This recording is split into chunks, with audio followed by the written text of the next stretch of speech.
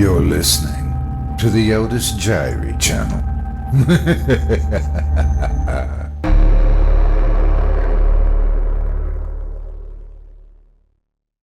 The WISHIN Man by Jeffrey EBRIGHT. Performed by Otis Jiry. My name's Dalton. Dalton J. Tucker. Don't ask what the J stands for, 'cause I ain't telling. I'm from a little town called Waverly's Cross, and spent all 103 years of my life in the crossing. So I guess that makes me historian by default. That is, until I got too old and they put me in this retirement home to die. That was over 30 years and a bunch of letters I sent to my damn ungrateful children some time ago. I tell you, I'd like to see them walk 3 miles a day and lift weights when they get to my age. But that don't matter, I outlived most of them. Anyway, my great-granddaughter visited me yesterday to shake the cobwebs. That's why I'm telling about my hometown. You see, Waverly's Crossing is a great place to raise your young'uns and live a nice, peaceful life. Everybody knows everybody there, and ain't no scandals that ain't kept between fences. Sure, we're nosy, but we don't stick the nose in. We just wave it about to smell what we can smell. But there was a time when the crossing was a fearful place. A place where the bravest man hid in the cellar when a night came a-calling. Weren't no man nor beast didn't go to sleep with a prayer on his lips after the WISHIN Man came to Waverly's Crossing. Called himself F.S. Krug, but nobody wanted to know what the F.O.S. stood for. They just satisfied themselves with Mr. Krug. Knows that. From what the backyard magpies heard, he was single, about 40, last hung his hat in Cleveland. I overheard Mavis Simpson talking to my mama and telling her that nothing good ever came from Cleveland. Of course, being in my 10th year, I always thought Mavis Simpson was half honey and half vinegar. The honey half was so she could trap her victim for smothering it in with the vinegar half. Though the fact Mr. Krug came from the big city did bring a mite bit of awe to my eyes. At that age, big city was a tale taller than any my grandpappy could tell me after a few snorts of shine. So when Mr. Krug bought the old Tate feed store, I was the first to stick my face into the display window to see what I could see. It took Mr. Krug 2 days for his shop opened. Most folks guessed it'd be either a hardware store, Lord knows we needed one, or a wholesale purchasing store for farmers to sell their corn and wheat and such. We were all wrong. The hand-painted sign he hung in front said, "The Order Store, F.S. Krug, Proprietor." Good trick, I thought, 'cause it made you go in to find out what he was selling. Turns out he was a processor for the Spiegel catalog, arranging orders for the Spiegel catalog company so they went to the proper place for filling. There's also a rumor that he did spot checks on deliveries to make sure the right thing was going to the right place. He weren't dumb, neither. He kept a few floor models and catalogs around so the public could buy or order something that tickled their fancy. Mr. Krug also kept some hardware supplies, feed grain, and penny candy about to please anybody stopping by. Since the stock market hadn't yet crashed, his business boomed. Seemed like Mama'd send me to Mr. Krug's store every 3 days or so for this and that she'd plumb forgot about needing. Every time I walked into the order store, it kind of made me sick to my stomach. The place smelled like there was a dead mouse rotting in a forgotten trap. That, with the smell of raw grain, tractor oil, and some fancy French perfume nobody bought, made my tummy a mite bit on the queasy side. I'd get Mama's list done real fast so's I could get away from the stink and from Mr. Krug. I guess it was the way he'd look at you, those brown eyes dark enough to snuff a street lamp. Or maybe it was that skinny body of his and how it looked all gnarled up, but moved like one of those alley cats chasing after a late-night snack. I reckon even his toothy grin set me back, sort of like the smile a clown paints on. Whatever it was, I didn't want to stay around to find out what got my dander up. Though I did notice a queer sign he put on the counter that said, "For special needs, the store hours may be extended upon request." Never had the gumption to ask what that meant either. And whether the whole town knew or not, what started happening a month after the wishing man came to the crossing was all 'cause of those special needs and extended hours. I found out later that Jed Robinson was the first to see the wishing man. I heard the story from Mavis, the gossip, telling Mama, as I acted like I was eating my eggs one early morning. Jed was the kind of guy that bad luck was his only luck. His wife run off with a lightning rod peddler a year before, and he seemed to kill anything that had a motor with a touch of his hand. Well, the wishing man told Jed he could grant him what his heart wanted if he came back after hours. Jed did. He made the wish to be wanted by women without having all his bad luck with mechanical stuff. And for the whole of next week, Jed Robinson was the town lady killer, having a different woman on his arm every night. He also found he could fix anything, from tractors to wind-up toys. Never saw a man turn his life around so fast. After Jed's perfect week, it happened. He was playing bingo at the church with Sally Trago when his first conquest, Bessie Mayfield, burst into the hall all wild-eyed and screaming at the top of her lungs. Bessie was yelling about how Jed could do this to her, and with a harlot like Sally, not the kind to sit back and take such talk, balled up her fists and told Bessie it was time to discuss the matter her back. But Bessie kept advancing with a crazy look at her. Jed, trying to avoid a messy spot, stepped between the two. Little did he know Bessie came to settle the score with her daddy's bowie knife. And she did, stabbing Jed in the chest and killing him dead, right there in the bingo hall. But it weren't no fluke. There were more misery to come.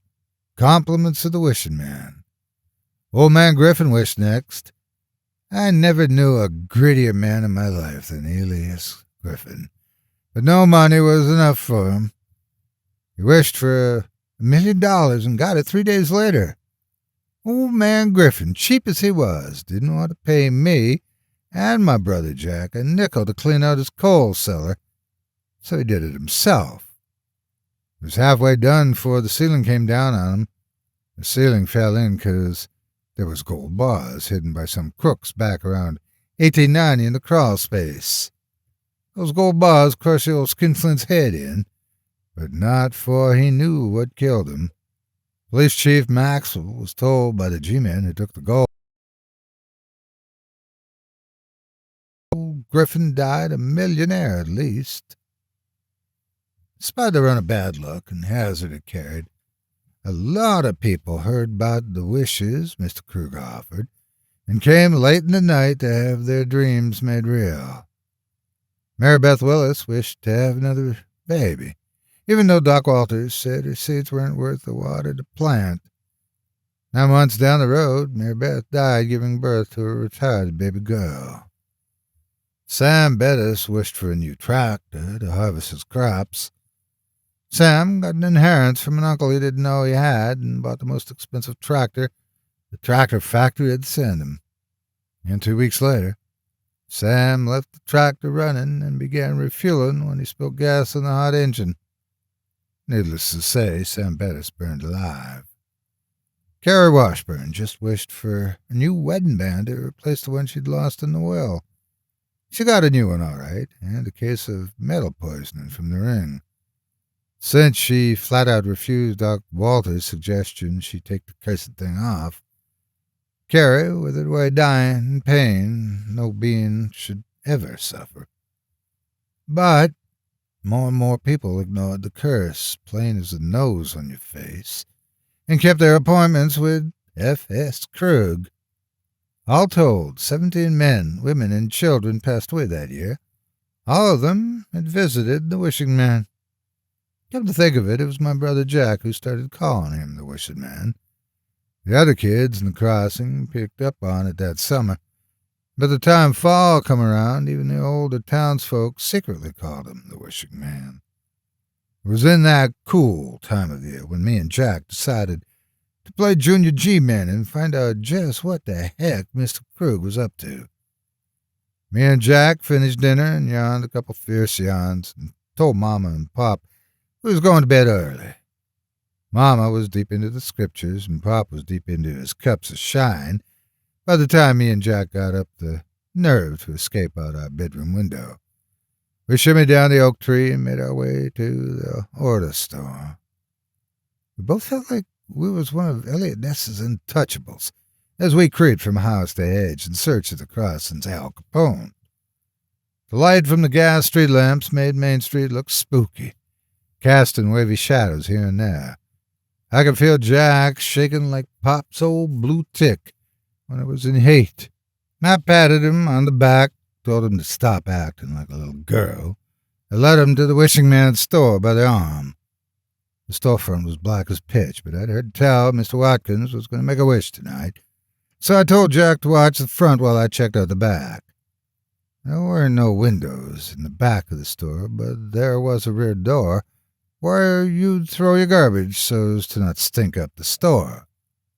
The door was cracked open a mite bit, and I could see there was a faint light inside, like how a candle or oil lamp would shine. Being an untouchable, I peeked in to see what I could see. The light was coming from upstairs, and there was voices talking. Krug and Watkins for sure. I figured a good G-man would check out the hideout for any incriminating evidence, so I snuck inside to poke my nose about. Weren't nothing to find, though. There were order forms and boxes, postmarked from Chicago, and debtor letters and cleaning stuff and the like. Just when I began thinking maybe bad luck was just taking a vacation here in the crossing, the light and voices came down the stairs. I scampered to find me a hiding place, scared to the bone, and needing an outhouse worse than ever in my life. The footsteps seemed almost next to me as I jumped into the pantry and held my breath behind the closed door. The fear of my mind made the voices of Mr. Krug and Mr. Watkins sound like they was speaking some strange language. One I sure as heck couldn't figure. It was then that I saw the other light. It was a low light shining between the slats of the wall that had mason jars of preserves and green beans on the shelves. As quiet as I could, I moved over to the wall with the light behind and tried to look through the slats. You can imagine my surprise when the wall opened up from my linen again. The wall was like one of those secret doors that shine runners would put in to fool the police and keep their stills safe. It was built with a pivot in the middle to open easier and quieter, which I did. My mouth dropped open when I saw what the Wishing Man hid in his bootlegger's hole. Shelves were all around the little room, and all the shelves had lots of mason jars, just cluttering up every shelf. Now here's what put the fear of God in me. The light was coming from about a dozen of those jars. These jars looked like they'd been pressured and sealed, and the light inside was hard to explain. Best I can compare it to is when I was in Alaska and saw the Aurora Borealis. Each mason jar looked like it had been scooped from the aurora. The light inside swirled all kinds of colors with never the same way of doing things. Each of the aurora jars had cannon lids on them, too. I almost sold myself when I read them. Every one of 'em said something different, but all were just as terrifying as the next. Jed Robinson, said one label. Carrie Washburn, read another. Elias Griffin, Sam Bettis, Mary Beth Willis, and other names were on them labels. I knew 'em all, and all of 'em were dead, and all of 'em been rumored to have wished, too.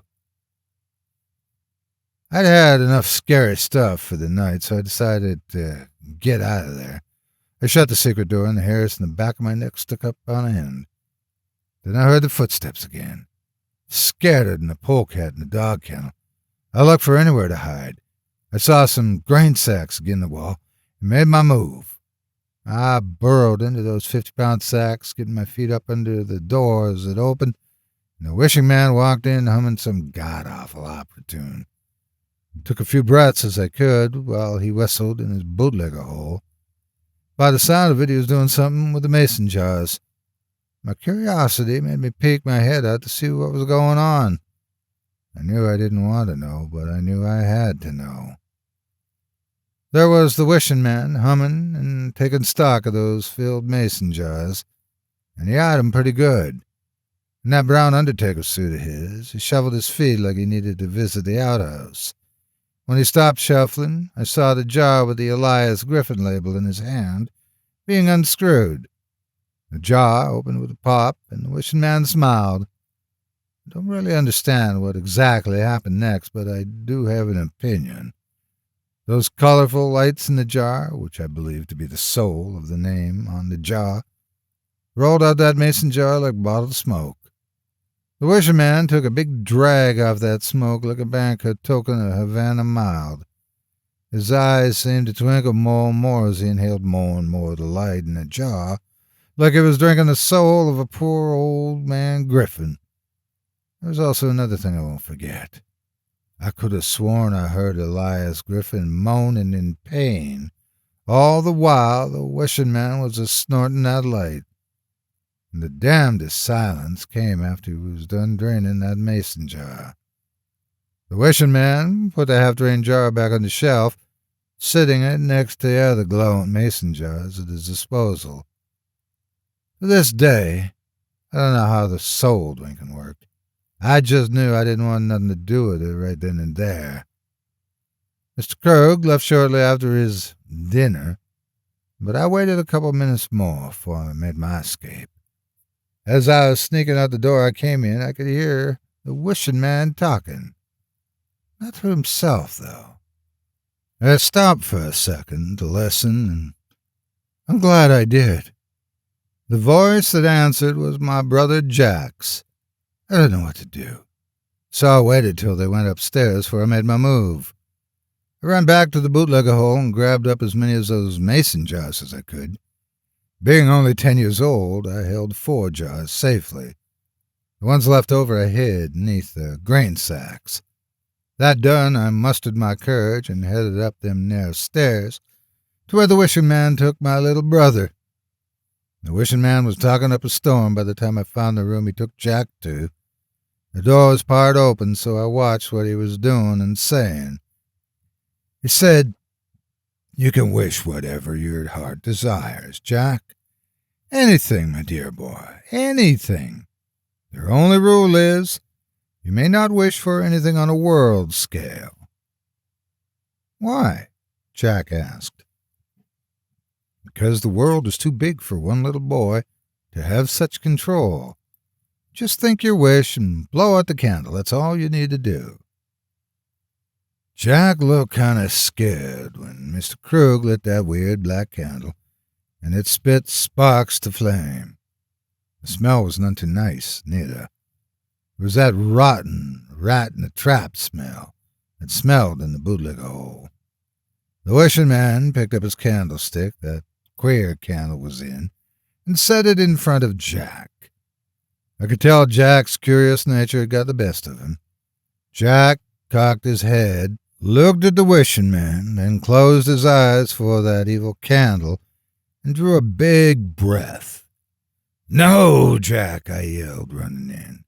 I took both of them by surprise, so much so They stared at me like a sideshow freak. Then the wishing man says, "Hello, Dalton. I was wondering when you would join our party. It's your lucky day today, too." With that, he pulled another black candle from his suit jacket. I says, "No, thanks. I just came to get my brother. Come on, Jack." Before I knew, he lit the other candle and was offering it to me with the biggest smile. "Go ahead, Dalton. Wish for yourself, or even your mother or father. It's your wish. Take it." I swear I never had to pee so bad in my whole life as I did that dark night. But I knew I had to do something besides wet myself. So I says, "Sure, but since I'm older, I get to go first."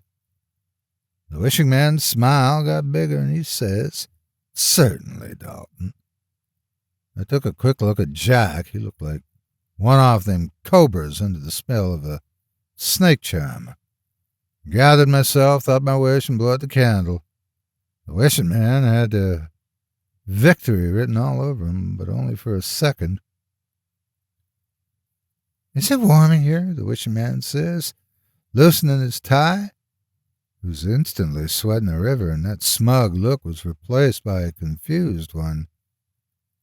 When he started to smoke, confusion turned to fear.